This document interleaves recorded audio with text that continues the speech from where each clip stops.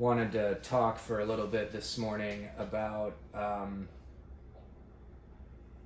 well, I guess finding that sweet spot where I'm taking advantage of the marker's full capabilities in terms of power without pushing it past its limits, its stress thresholds, and what it was designed to handle. This is nothing new, what I'm about to say. Other guys have said some version of this over the last year or two. In fact, just last night, I vividly remembered watching a DK Spencer video last summer where he said something along the lines of, you see me test these markers, popping off at 50, 60 joules, to show you where their max capabilities are. But if that's where you keep them and that's where you shoot them all the time, they will fail on you. They'll break. And he specifically said that. And I kind of forgot about that somewhere along the lines while I was doing my preliminary research before I started purchasing markers. And truer words were never spoken. And I think it could be very beneficial for anyone who right now is where I was last summer to just tell you straight up, the quest for maximum power, unless you are specifically focused on creating a superior bolt for these devices. I've had some back and forth about this with DK and Sean Kempter and a couple other guys, and I'm absolutely open to debate on this topic because I think it's an important one to have. You can't shoot these above 50 joules on a regular basis without breaking them, especially if you want to do a lot of rapid firing, which I do in every shooting session I have. In fact, the way that I do my shooting sessions, I want to send 200 rounds through each marker, and 100 of those rounds are, targeted rounds, chronographed rounds, but the other 100 are rapid fire, whether it's mag dumping or whether it's double tapping the mag out, just pop, pop, pop, pop, pop, pop, pop, pop. And what I've found is that at max velocity, when I'm having shooting sessions like that, the set screw in the bolt that attaches the firing pin to the bolt, it can handle about 200 rounds before I can pretty much be guaranteed that it will break. Sometimes it breaks much sooner. So when I see videos of these guns where they're shooting at 80, 90, 100 plus joules, I remember someone at some point saying there's a reason why you don't see these guys doing any rapid firing, and that's because they can't. They'll break the gun if they try it. In fact, a lot of times you'll see in these videos just on, pop, just a shot every 5 seconds before the video's over, the gun breaks. So if that's not a true testament to the unreliability of these markers when they are maxed out, I don't know what is.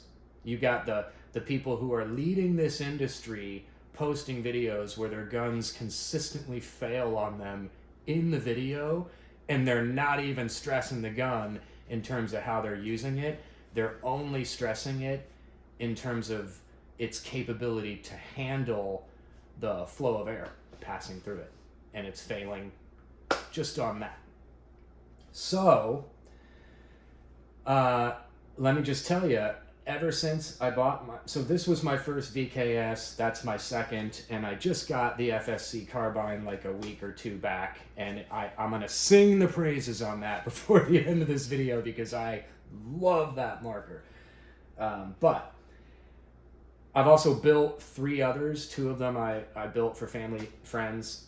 One of them I sold to a Monroe County sheriff who I know through dog training. I'm a professional dog trainer, and a pet dog trainer, but I've done police dogs and protection dogs and stuff. So that's kind of what I've done so far with my venture into less lethal. But this was my first one, and every single session I've had so far up until last night, one or both of these have failed before the session's done. Before I'm ready to be done, before my tanks are out of air, I have broken a set screw. Now, that is pretty much the only thing that consistently fails. You may have mag issues. Obviously you have to change the O-ring in the beginning, but I've found that Grimberg O-ring, I have changed them, but I don't know that I needed to. I think I was misdiagnosing problems. I've also changed the 4 size 20 O-rings on the air chamber, but I don't think I needed to change those either. The only O-rings that need to be consistently changed are these on your tanks.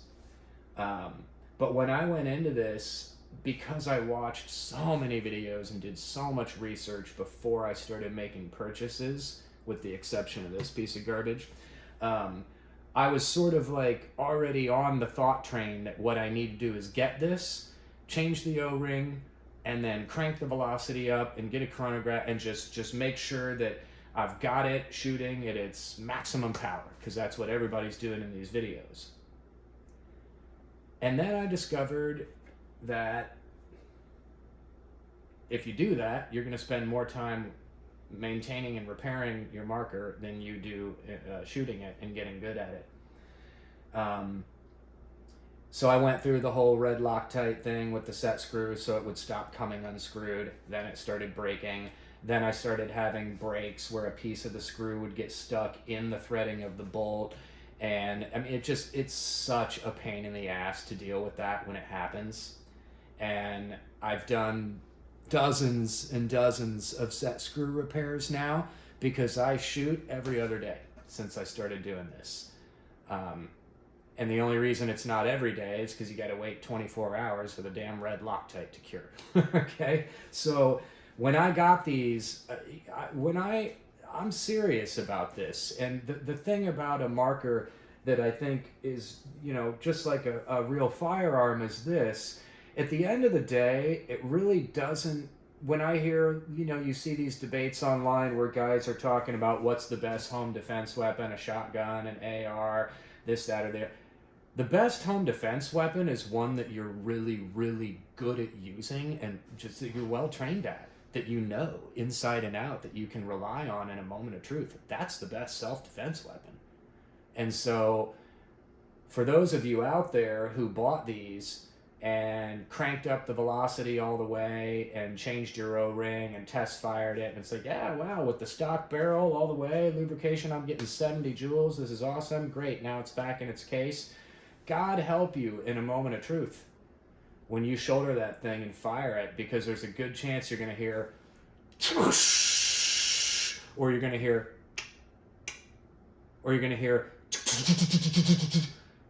and you're going to be like, what the fuck? And before you really process that what the fuck thought, you'll be dead or gravely injured or in a far worse situation than you started off in before you shouldered that marker that you didn't really learn and didn't get good at. And so I've spent a considerable amount of time shooting these, testing them for stress thresholds, and repairing them when they break. And here's where I'm at this point. When you get down to the nitty-gritty, the main question that I think is important to ask is, where can I have these set to where I know I'm getting the most power I can without overextending that risk of having them fail in an emergency? And this is a question I asked directly to Pepperball, because I explained to them my history with these and where my head's at. And I love them. I'm very impressed with them, but they have a massive design flaw in that you've put a regulator on these markers that enables it to have a velocity of airflow that the bolt can't handle. So you either need to dial down the regulator, or you need to create a better bolt. And there's more to it than just that, but that's our main issue right there. I mean, I could get into tank shimming and barrel length and all that, but that's not really necessary for this conversation. The pepper ball rep told me, because all I told him is, I'm realistic. I know that eventually a set screw is going to break no matter what, but I'd like to get more than one round of shooting out of it. I'd like to be able to fire 200 rounds and go home with a gun that still works and that isn't broken. So he suggested turning down 3 full counterclockwise turns from max velocity and to keep it there. And so I did that, and I started chronographing my shots, and here's kind of where I stand. I don't want to be below 40 joules. In the 40 to 45 joule range, I still have a lot of faith, more faith than I would have in the marker not failing on me if I had it set to shoot at 50 or 60 joules, cranked all the way up. Does that make sense? And therein lies the balancing act. I would rather have a marker that may require a few extra rounds to really do the trick than a marker that only takes 1 round, but I might not get that round off because I might break the bolt when I pull the trigger. Especially if the set screw in that marker has had some wear and tear even at lower velocity target practicing, right? So that's all stuff to consider. And I guess what I'm trying to say is this: when I first started, I was all about, following what I'd seen in these videos, and just trying to get as much out of these as I could. And somewhere along the line, on one of these late nights where I come home again with 2 broken fucking guns and I have to waste all this time fixing it, I started thinking, you know what, this is dumb. I'm not a convicted felon. I can own firearms. I do own firearms. There's a reason why I got into this. I wanted an option that was less lethal. So why did I prioritize trying to constantly maximize the power of these guns and be able to mag dump a 15 round mag at 60 joules and be bummed when my set screw broke? So I dialed down 3 full counterclockwise turns. And on this guy, I'm between 40 and 45 joules when I do that. On my super shorty with a 6-inch barrel, I cranked up just a quarter turn because I was a little too low. And now I'm at like 45 plus joules on that. So I might even dial an 1/8 of a turn back down. We'll see. But that's where the pepper ball rep suggested I keep them. And for reasons that I'll go into later, the discussions I had with this pepper ball rep, I kind of want to hold him to that, and I want to keep him there. And here goes. I had my first round last night at that setting. Prior to that, I'd always done all my shooting at max velocity. So at 40 to 45 joules, I had the best shooting session I've had yet. I sent 200 rounds through both of these VKSs. 100 of those rounds were mag dumps and rapid fire double taps. I did not have a single jam. I did not have a single leak. And both of them still work. I did not have to come home and grab my heat gun and my tools and, go through the agonizing pain in the ass of fixing that fucking bolt again. So I am thrilled shooting them at 40 to 45 joules. Simple as that. The First Strike FSC carbine, the Grimberg build. I love it. I love it so much, and it has performed so well that I almost don't want to touch it. Once I took it apart and lubricated it and, just gave it a good servicing and cranked up the regulator again, I am at max on that, and I'm getting between 30 to 36 joules. But I've sent 5, maybe 600 rounds through that thing now. Again, half of them have been rapid fire, as fast as I can sling them out. And I've had no problems with that. The set screw has not broken on me yet. So sure, I can do a PRV delete and get up to 40. Will I do it? Probably. Will I get a VKS bolt for it? Probably. You know, I mean, it's all about learning, and I want to see where the limits lie on that one as well. But even at 30 to 36 joules, depending on your situation, that could be an effective solution.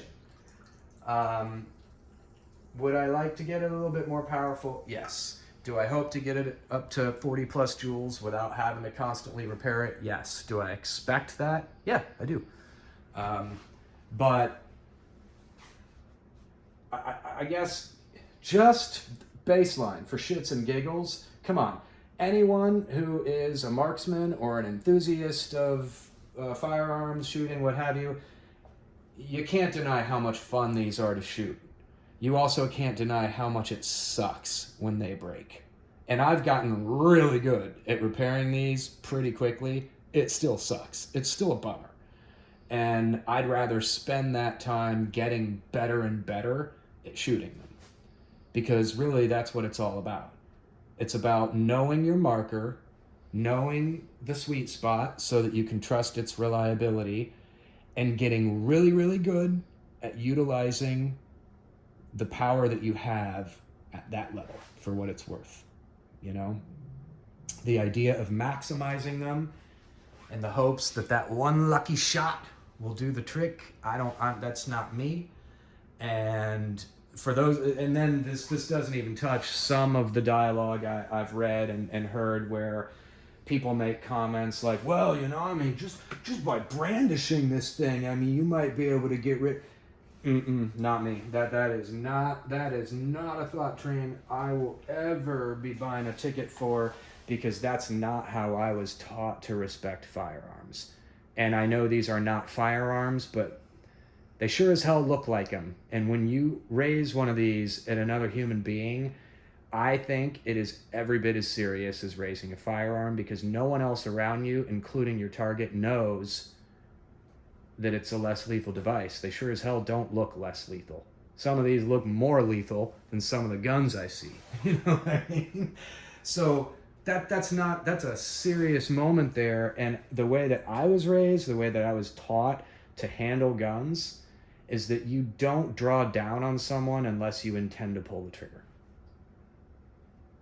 Yes, if they turn and run as you're drawing, then you lower your weapon. But you don't draw down on someone in the hopes that it will scare them off just by brandishing, because if it doesn't, you're at an extraordinary disadvantage. You were not ready for that moment. And there are people out there that are not afraid of guns. There are people out there who are not afraid to call your bluff when you've drawn down on them. There are crazy mentally ill people out there that just don't even understand the danger they're in that moment. Or there are suicidal people who don't care if they die. They just want to take you with them before they go.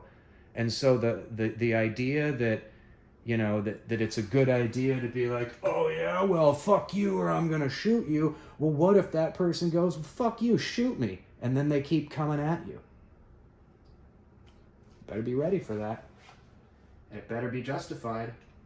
If they don't have a weapon, good luck trying to argue that you feared for your life in a court of law if you unload and cause them serious injury or death. And I think these are all things to think about. It's every bit as important to think about that as it is to consider your gun failing on you and in a moment where you need it to survive. What happens to most of us from a physiological standpoint when we experience real life violence, real threats to our well-being? I know there are some men out there who are so desensitized to violence, whether through, you know, military combat, law enforcement, MMA fighting, being a street thug, gangster. There's mentally ill people that have just, you know, been punching bags their whole life, drunkards, what have you. Most of us are not desensitized to violence, and so when we are in a violent scenario and that adrenaline is slamming away, the brain gets really foggy, and it becomes far more difficult to do things that you might otherwise be really, really good at in everyday life. And I learned that through self-defense training. I practiced for years and taught for a number of years too, and I have had a small number of really, really violent, intense encounters in my life that were really scary. And I realized that even with all those years of training, thousands and thousands of hours of practicing developing muscle memory and ways to move my body and to move it quickly, and ways to think and act and respond quickly in moments that require it, hoping that those moments would never actually come my way, but when they did, what I found is that while I was very, very good in a dojo or a kung, in real life, with all that physiological stuff going on that isn't present when you feel safe in a kung,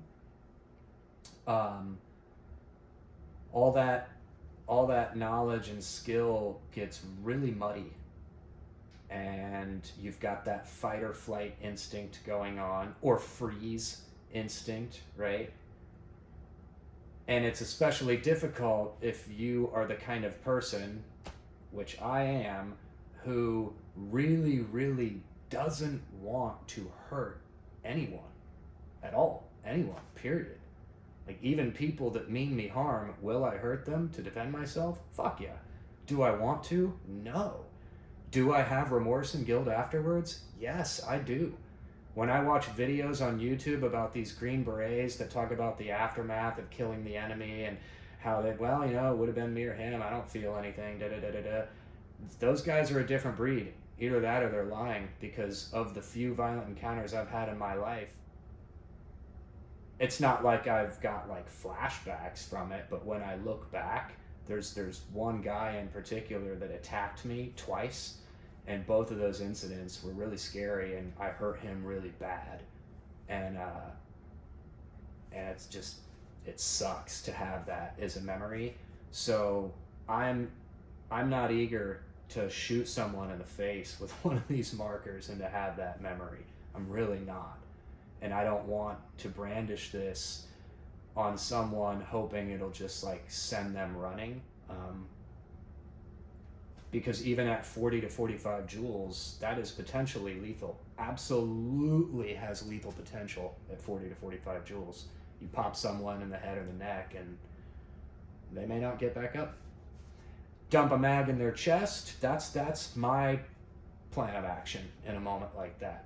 I don't want to, I'm not a crack shot. I've gotten really good at these, and I've gotten really good at getting a feel for them at distance now, to where if I'm bored in at 50 yards, I know what kind of rise I need for 100 yards and you know what kind of drop I need for less. So I have a really good feel for them at this point. And I'm still not going to be going for headshots in a moment of truth. I'm not going to have that kind of accuracy. I'm going to be trembly. Fuck, I hope I can remember to engage my my charging handle and undo the safety. So I just think, you know, sometimes there seems to be this over focus, 90 joules, 100 joules, 120 joules, 150, and it's like, you know what, none of that really means anything to me, because none of you are going to have a reliable gun firing it like that. Unless you're doing something that you haven't shared with the rest of us yet, that none of us know about, in which case, kudos. I'm working on a solution to this set screw problem, and when I find that solution, then maybe, yeah, I'll be rapid firing at 60 joules all day long, and I'll keep that regulator maxed out. We'll see. But until then, these are staying at 40 to 45 joules, and I'm going to smack all day long and not have to fix as much. This thing right here is just a piece of shit.